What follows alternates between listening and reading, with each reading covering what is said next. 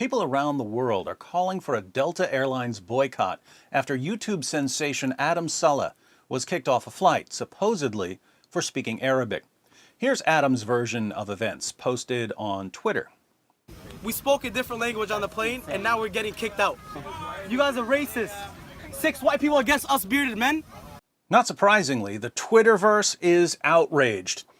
Arabic is one of the 6 most spoken languages in the world. Violating a basic human right isn't justified. Speak up. Boycott Delta. I am now afraid to speak my native language while traveling because I might get kicked out of the plane. Thanks, Delta. Boycott Delta. Bilingual equals threat. Colored skin equals threat. Different religion equals threat. Basically, humanity equals threat. Boycott Delta. I guess freedom of religion only applies to white men. Imagine the outcry if someone was kicked off a flight for saying God. Boycott Delta. Boycott Delta. Delta sitting next to racist white people makes me feel uncomfortable. They might shoot up the plane or something. I want to learn Arabic now and start speaking it on planes. I want to educate racists and stand up against anyone who's offended. Boycott Delta. Even minor celebrities are standing up for Adam. Olivia Wilde joined the boycott. You've got to be kidding me, Delta. We won't be flying with you again. Unbelievable. And the worst casting choice for a Batman movie ever agreed completely. This is terrifying. I will not be flying with Delta. Now, I fly pretty regularly, and I've heard people speaking Arabic on planes numerous times. No one ever freaked out about it. But more than 20 people complained about Adam Saleh speaking Arabic in a phone call to his mother. How did so many racists end up on the same plane? All of them close enough to hear Adam speaking Arabic. Seems like there might be more to this story. Now, could people have been jumpy after the terrorist attacks in Germany and Turkey? It's possible, and I'm sure Adam was recording, so when he posts the footage, we'll know exactly what happened. In the meantime, it's difficult not to be somewhat skeptical. After all, Adam Saleh is the boy who cried racism and posted a video of a New York police officer stopping and frisking him simply because of the way he was dressed. Get against the wall. Get against the wall. I didn't do nothing. I don't have Put your nothing. hands up. I Put them up. But that wasn't really a police officer, it was an actor. When the NYPD and others exposed the video as a hoax, Adam apologized and said that the video was a reenactment of something that had happened at a different time, but sadly wasn't recorded. We sincerely apologize to anyone that might have been misled that this is an actual event. It was a dramatization, a reenactment of what happens to us when we film with our traditional clothing on. Now, Adam and his fans don't see a problem with his reenactment, which he only said was a reenactment after the video was exposed as a hoax. Imagine what would happen if the situation were different. What if I had one of my friends dress up like a Muslim and beat me up on camera? Then I post the video and say, "This Muslim called me an infidel and beat me up." But later someone proves that the video is a hoax, and I post a follow-up video saying, well, yeah, the video was a hoax, but it was a true reenactment of a time when a Muslim did beat me up, but I didn't get it on camera. Wouldn't that be bad? Shouldn't a deceptive attempt to increase hostility towards Muslims destroy my reputation forever? But Adam Saleh posts a deceptive attempt to increase hostility towards police, and his followers have absolutely no problem with it. So, Adam has a history of making false claims of discrimination, but he also has a history of deliberately trying to make people uncomfortable on planes. In one video, he wonders what would happen if he started a countdown in Arabic. What would ever happen? What would ever happen if we count down in the plane? No, count down. Let's say like 10. No, in Arabic. Attempting to terrify people on a plane. Interesting social experiment. 10 9 8 7 6 5. I was surprised to see Adam without his Arab clothing because he often puts on a thawb when he flies. Here he is heading to the airport. What's up, Adumi Gang? I hope you're all having an amazing day because I'm having an amazing day. Here's what he puts on for the plane ride. We're about to land about 5-10 minutes. Here's what he changes into afterwards. Thank you so much. Thank you so much. It means a lot, man. Thank you. Here's Adam in the airport again.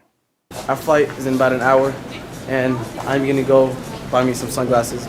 Here's what he wears on the plane. All right, we're gonna reveal. It's a 3-4 hour flight, Here he is again, getting ready to fly. and I'm gonna put on my Arab clothes because I don't know why I decided to be Adam Saleh to go on the plane. So. And he's careful to point out that people are more suspicious when he's wearing Arab clothing. A lady was looking at me and giving me like this dirty look. Like, what the heck? But in America, I was getting dirty looks. People looking at me. People were like checking my bag. Someone checked my bag when I was going to Dubai. It's been hectic, so.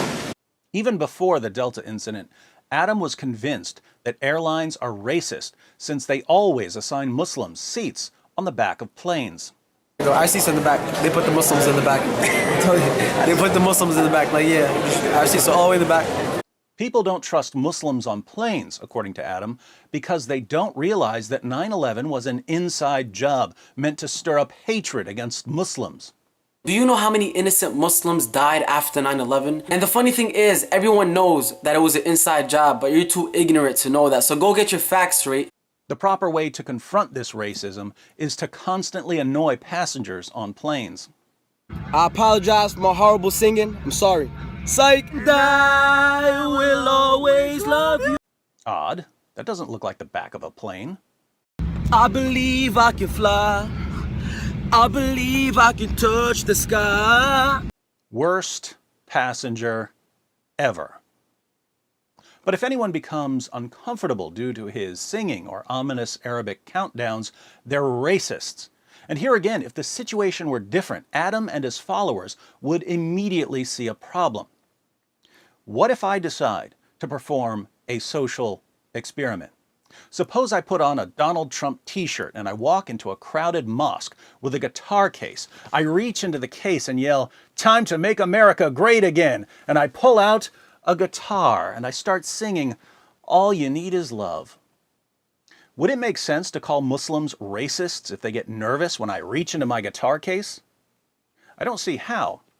Of course, I don't see what any of this has to do with race to begin with. This is about understanding that there are people in the world who want to harm others.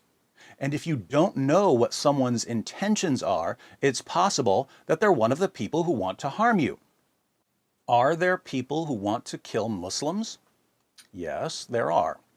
So if Muslims see someone coming towards them acting very suspiciously, are they being bigots or hate mongers for being concerned? No. If they don't know me and they think that my behavior is strange and they don't know that I'm reaching for a guitar and not for a weapon, who are we to tell them what their reaction should be? And Muslims seem to understand this. Every day I read about Muslims shouting from the rooftops that they're terrified that someone's coming to kill them, and they find their fears perfectly rational. But they just can't seem to see anything from anyone else's perspective. Terrorist attacks often come in clusters, and ISIS encourages terrorist attacks around holidays. And yet, if anyone dares show the slightest discomfort when a Muslim starts a countdown in Arabic on a plane, the only possible explanation is racism and Islamophobia. Why the double standards? Why would it be reasonable for a Muslim to be startled when a non-Muslim is acting suspiciously, but unreasonable for a non-Muslim to be startled when a Muslim is acting suspiciously? There are Muslims in the world who would love to bring down a plane. And there are peaceful Muslims in the world who don't want to hurt anyone.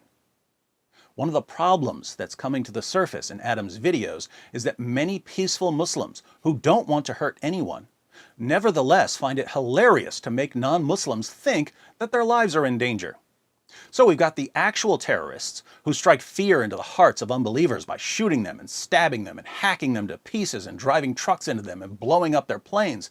And we've got the Adam Salehs of the world who take advantage of that fear. So, if this was a case of anti-Muslim bigotry and Adam Saleh and his friend were kicked off a plane for speaking Arabic, Delta should be held accountable. I only wish that someone other than two perpetual fearmongers were involved. If, on the other hand, this is another publicity stunt by Adam, I wonder when his fans will start to question his tactics. Either way, Let's see how well Adam follows his own advice for dealing with adversity. And if anyone tries to be racist towards or give you any hate, remember, kill them with kindness. He stood up and started shouting, putting his fist in the air, shouting something that sounded rudely Arabic. For no reason, sat down. A few minutes passed and then he was up again, doing it again. He did it 3 times, till eventually people said, no, we're not happy with this.